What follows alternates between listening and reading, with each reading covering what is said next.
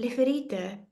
guariscono più velocemente quando sei nello stato di chi si sente al sicuro ora, sollievo ora. Quando ti senti di nuovo al sicuro, quando quella cosa è lì che ti spaventa tanto, non ti spaventa più così tanto, non ti triggera più così tanto ed è un allenamento.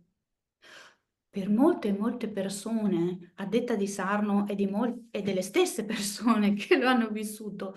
il solo leggere il libro scritto da un medico nostro e non da uno, non lo so, un fufologo qualsiasi, un pazzo orientaleggiante con tutte quelle cose lì che non sono pazze per niente,